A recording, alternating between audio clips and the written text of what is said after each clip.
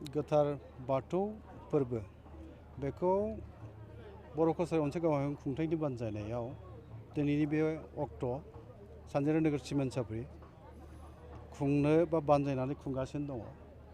थांखिया जेबो नङा जे जोङो गुबैयैहाय जोंनि थांखि थाखाय बा जोंनि मावनो लानाय जि हाबाफारिफोर बेफोर मोजाङै जाफुंलांनांगौबा गिबियाव जोंहा फोथायनाय मोनसे थानांगोन मानसिनाव। बे फोथायनायानो जाहैबाय इसोरनि फारसे जोंहा सिबिनाय फोथायनाय बे थानांगौ आरो बे गैयाब्ला जोंनि मावनो साननाय बा जोङो जाय हाबाफारिफोरजों मोगा मोगि जागासिनो दं बा जालांनांगोन बेफोरजों जुजिनानै सौसिलांनांगौबाबो जोङो साननो हाया। ओंखायनो इसोरनि नाम लानानै जोङो जोंनि खामानिफोरखौ मावनो गोनां जायो। गुबैयै थांखिया बेनो जोङो जोंनि गेजेराव बर'फोरनि जि मोनसे हालोद बा दिनैनि खौसेथिनि अलखद सम जाय समा जोंखौ दिनै बुंनो थाङोबा जिंगासिहोयो। बेखायनो जोङो लुबैयो बर' कसारि अनसाय गावहाय खुंथायनिफ्राय गोजोन खौसेथि आरो जौगाथाय लोगोसे थामोनथा बेखौ बिथा खालामनानै दिनैनि बे खेराइ फोरबोखौ जोङो खुंदोङो। बर' कसारि अनसाय गावहाय खुंथाया आरो जोंनि गुदि धोरोमानो बाथौ धोरोमखाय बे धोरोमनि गेजेरजों जोंनि मानगोनां आसाम एसेम्ब्लिनि आयेन आफादनि बुंथिगिरि बिथां बिस्वजित दैमारि बिथांनि बिथोन बायदियै बिथाङानो दिनै गारजेन बुंनो थाङोबा दिनैहाय जोंनि बर' कसारि अनसाय गावहाय खुंथाय मोनफैनाय गुदियाव मानगोनां बिस्वजित दैमारि बिथांनि बिहोमा आरो मोनसेया जाहैबाय जोंनि दानि आसामनि गिबि मन्थ्रि डक्टर हिमन्त बिश्व शर्मानि बिहोमा बिथांमोननि थागिदायाव बिथांमोननि जोथोनावसो बर' कसारि अनसाय गावहाय खुंथायाव मोगथां महर मोनफैदों जाफुंफैदों जों बेखौ बुंनो हायो। ओंखायनो बिथांनि बोसोन बायदियै जोङो बर' कसारि अनसाय गावहाय खुंथाया बानजायनानै दिनैनि बे नैथि गोथार बाथौ फोरबोखौ जोङो सानजारि नोगोर सिमेन्ट साफ्रि जोंनि एक्सबिएलटि वेलफेयार ससाइटि बा बारग' बिएलटि अनसाय आफादनि मावखुलियाव जोङो खुंनो लानाय जादों बा जों खुंगासिनो दङ। बे मोजाङै जाफुंलांगोन। इसोरा जोंनो बोर सारस्रिथों गोग्गो देहा लानाय जोङो बर' हारिनि थाखाय बा जोंनि सुबुं माहारिनि थाखाय मोजां हाबा मावलांनो हाथों। जोंनि गोजोन खौसेथिखौ लाखिनानै जोंनि जौगाथाय आरो थामोनथाखौ नोजोर होनानै जों जाय हाबाफारिफोरखौ मावनो लादों बियो इयुनाव मोजाङैनो जाफुंसार जाहैथों बेखौनो इसोरनाव जोंनि आर'ज गाबनाय थाबाय आरो जोंहा फोथायनाय दं सानसे माब्लाबा मोजां साना जोंहाबो फैखागोन। आरो दा जेराव जों खुंथायाव फैबाय बेयो मोजाङै जाफुंलांनायनि थाखाय जोङो इसोरनाव बा इसोरनि सेराव आर'ज गाबनानै बा इसोरखौ फोथायनायनि गेजेरजों बिथांनो सिबिनाय बावनायनि गेजेरजों जोङो हाबा मावनो नाजालांबाय थागोन। बे फोरबोआव साबैसे सुबुङा बाहागो लाफैदों? ओरैनो बिनि अनजिमाखौ आं रोखा बुंनाय नङा नोंथांमोननि नोजोरावबो नुदों। बुंनो थाङोबाथ' 3,000निबो गोबां जानो हासिगौ बा गोबांसिन जानो हागौ। जायखि जाया जोङो सुबुं अनजिमाजों जोंहा बाथ्रा गैया। जि फैदों रायजो राजा जोंना गासैबो जोंनि बिटिसिनि बायजोआव थानाय गासै आफाद माने जिल्लानि आफाद जोंनि खौसेथि बर' सुबुं आफादनि आरो जायगा दुलाराय बर' फरायसा आफादनि मावथिफ्राबो बा जोंनि जायगानि बाथ्राखौ बुङोबा बा जोंनि जिल्लानि बाथ्राखौ बुङोबा गासिबो बाहागो लादों। आरो जोङो बिटिसि बायहेरायाव बुंनो थाङोबा गासै 22 जिल्ला आफाद बे आफादनिफ्राय फैजोबदों बुङोब्ला बुंनो हायो जोङो।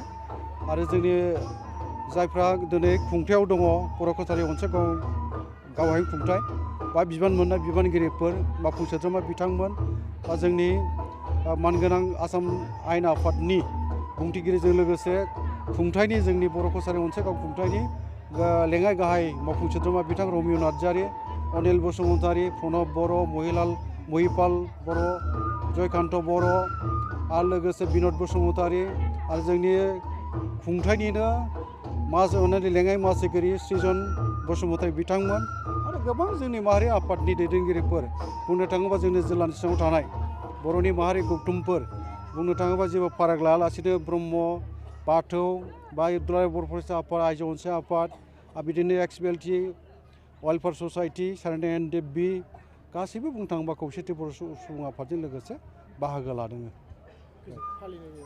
बर'फ्रा खेराइ फुजाखौ माने बोसोरफ्रोमबो होयो गोबाङावनो आरो बे जाबाय गोदो गोदायनि सानस'नो हायै समनिफ्रायनो जोंनि माने आजै आबौमोननि दिननिफ्रायनो सोलिबोनाय आरो जोङो बर'फ्रा बयबो फोथायो जे बे संसाराव इसोर दङ आरो बे इसोरखौ बर'फ्रा बाथौ बोराइ होननानै बुङो। बे बाथौ बोरायानो बे गासिबो बुहुमनि बे संसारनि बेनो सोरजिगिरि आरो बेनो खांगिरि आरो बेनो फोजोबस्रांगिरि। गतिके बेनि सायावसो जों गासिबो दिनै सोनारनानै दङ। बे हिसाबै बिनि सायाव फोथायथि लाखिनानै जेब्लायबो आफा बोराइ बाथौखौ सिबिबोयो, बावथाय बावबोयो जों जि मोनो। आरो खैफोद आफोद जों बेनावनो माने मा होनो बिनिफ्राय बारग'नायनि राहाखौ बियो आरो बायदिसिना खामानियाव जाफुंसार जाहोनो थाखाय जोङो बोर बियो। दा बेबायदि जों जेब्लाबो बाथौ माने फुजाखौ गोदो गोदायनिफ्रायनो होबोदों। दा बेवहाय खेराइ फुजा होदों। खेराइया जाहैबाय बाथौ बोराइजों लोगोसे बर'नि जेसेबां मोदाय मोदायजोफोर दं बिसोरखौ हांख्रायहरनाय। बे मोनसे सम्पुर्ण फुजा। जेरैबायदि गुबुन गुबुन माने हारि माहारियाव माखासे खान्थि दं जे बयबो दिनै हारसाफ्रा मा होनो हरिखौ कृष्णखौ फुजा खालामो। नाथाय बिसोरो मालाबा मालाबा मा होनो भागवत पाठ खालामो, पुर्णांग भागवत पाठ, जेराव मालाबा 7 दिन मालाबा 15 दिन। आरो बे भागवत पाठआव बिसोरनि बिष्णु भगबाना माब्ला माब्ला श्री कृष्ण महरै, हरि महरै, राम महरै आरो गुबुन गुबुन मुङै अबतार लानानै बा जोनोम लानानै बे संसाराव बे संसारखौ रैखाथि होनो थाखाय खामानि मावफैया बेफोरखौ बुजायनाय जायो, फोरमायनानै होनाय जायो। थिग जोंनाबो बे संसाराव आफा बोराइ बाथौ बियो जोंनि थाखाय मायाव जेन'बा जोंनि जिउ खांनायाव मदद होबोदों, जोंखौ खांबोदों आरो जोंखौ रैखाथि होबोदों। लोगोसे बिनि अनगाबो आइ बिमा माइनावनिफ्राय लानानै गुबुन गुबुन मोदाय मोदायजोआ जोंखौ माने जानाय लोंनाय अभाब गैयै, धोन सम्पति, बिनि उनाव सोलोंथाइ, समाजनि खान्थि बायदिसिना बेफोर बेलायाव जोंखौ माने मा होनो गियान होफैदों बा गियान होदों। बेफोरबायदि मोदाय मोदायजोखौबो खेराइ फुजायाव हांख्राय हरनाय जायो। ओंखायनो बियो मोनसे बर'फोरनि आबुं फुजा। जों बोराइ बाथौखौनो सिबियो, नाथाय बोराइ बाथौजों लोगोसे ओइदिन जों बयखौबो हांख्राय हरो। थारमाने जोङो दा चिफ मिनिस्टारल' नङा, जोंनो इडुकेसन मिनिस्टार, फाइनान्स मिनिस्टार, एग्रिकालसार मिनिस्टार, इन्डास्ट्रि मिनिस्टार सबखौनो नाङा होमबा। गतिके बे मालाबा चिफ मिनिस्टारजोंल' जाया, डिपार्टमेन्टनि मिनिस्टारखौबो नांगौ होननानै बयखौबो लेंहरा होमबा मिथिङाव। थिग दिनै बर'फ्रा खेराइयाव बेबायदिनो जोंनि गासैनिबो गोहोगोरा बा गोहोनि बिगोमा बे मोदाय मोदायजोफोरखौबो खेराइयाव हांख्राय हरनाय जायो। आरो जों हांख्रायनाय लेखा माने स्वयं बे इसोर बोराइ बाथौजों लोगोसे आइ बिमा माइनावजों लोगोसे गुबुन गुबुन मोदाय मोदायजोआ मानसिनि सोलेराव हाबफैनानै बिसोरो जोंनि बावथायखौ मोसा मोसा माने जालाङो आरो बायदिसिना बोसोन होनानै थाङो। आरो माबाफोर मोनथिनो लुगैयोब्ला सोङोब्ला बेखौबो मालाबा मालाबा जोंनि मोदाय मोदायजोफ्रा आरो आफा बोराइ बाथौआ आइ माइनावा माने खोन्थानानै थाङो। दा बे सोलिबोनाय मोनसे हुदा। आरो बे हिसाबै बर' कसारि वेलफेयार अट'नमास काउन्सिला जिहेतु दा गोदानै दाजादों, बिथांमोना जाहाथे बे काउन्सिलखौ मोजाङै सालायनो हायो, बे काउन्सिलाव गासै बर'फ्रानो आलो गोजोनै रायजो मोनजायो, अनलायनानै थानो हायो आरो बेवहाय जेबो खैदां खैफोद जाहाथे फैया, बिनि थाखाय बोर बिनानै दिनै बिथांमोना बेवहाय नैथि खेबनि थाखाय खेराइ फुजाखौ होदों, खेराइ फोरबोखौ होदों। गोदो गोदाय सरकार गैयामोन, जों सरकाराव गैयामोन, गोदो गोदाय गारि मटर गैयामोन, गोदो गोदाय बेफार बानिज्य गैयामोन।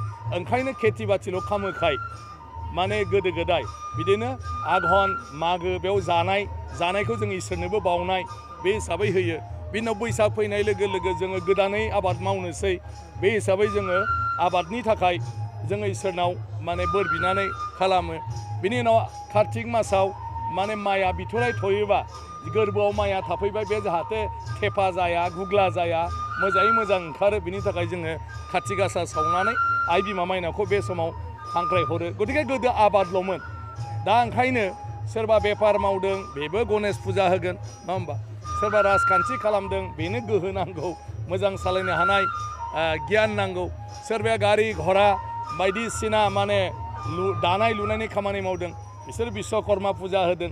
दा समजों फैयै फैयै दिनै बर'फ्राबो गुबुन गुबुन समाव गुबुन गुबुन जाहोनाव माने आफा बोराइ बाथौ आरो गुबुन गुबुन मोदाय मोदायजोखौ फुजा होयो दा दिनैबो ओंखायनो बे खेराइखौ बर' कसारि अट'नमास काउन्सिला मोनसे राजखान्थियारि भाबै बे काउन्सिलखौ खुंनाय बे काउन्सिलखौ मोजाङै मोजां खांनायाव बानायाव जाहाथे जेब्लायबो जाफुंसारो आरो बिनि थाखाय आफा बोराइ बाथौ आरो गुबुन गुबुन मोदाय मोदायजोआ जेब्लाबो जाहाथे बोर सारस्रियो बिनि थाखाय बिथांमोना होदों।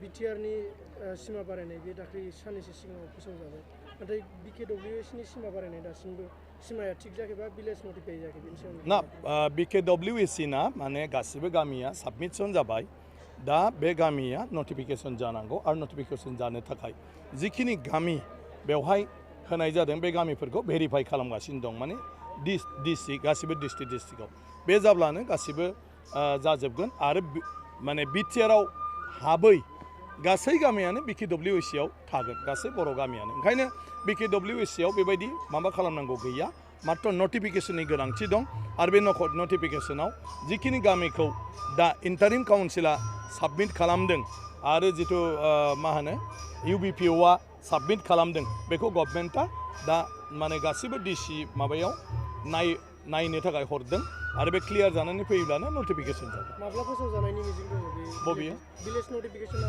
माब्ला ना फोसावजानाय जेब्लानो खामानिया जोबो दा बेखौ बुंबाय थानाय जादों रायलायबाय थानाय जादों बे मथे गासिबो जिल्लायाव इन्सट्राक्सनखौ हरबाय आरो बे जिल्लाफ्रा गासिबखौबो दा भेरिफाइ खालामनानै सहैजोबब्लानो बे नटिफिकेसना जागोन। बे उन्दै बैसोआव हाबा जानायखौ जे आसाम सरकारनि गिबि मन्थ्रिया फोसावनानै जि हमनाय रेस्ट खालामनाय जादोंमोन बेनि सायाव पस्क' एक्टखौ बाहायनायाव तृणमूल कंग्रेसनि आफादगिरि रिपन बराया दा CMआ गोरोन्थि खालामदों आरो बेखौ निमाहा बिनानै गावनि मासिनिफ्राय एंग्लायनांगौ बे खोथाखौ राजखान्थि सुबुंफ्रा जेब्लाबो बयखौबो सुजुग लाबाय थायो बायदिसिना बाथ्रायाव बायदिसिना दाय होलायनो नाथाय सरकारा सरकार आरो सरकारा सरकार हिसाबै माखासे जि आयेन खान्थिफोर दं बेफोरखौ बाहायनो गोनां जायो आरो दा जिथु उन्दै बैसोआव हाबा जानाय बाल्य बिबाह बेनि बेलायाव सरकारा मोनसे गोख्रों हाबाफारि लादों आरो खुनु मथे माने उन्दै बैसोआव हाबा जानो नाङा आरो ओंखायनो जायफ्रा उन्दै बैसोआव हाबा जादों बिसोरखौ आयेनखौ सिफायनायनि मुङै दा माखासे जि माने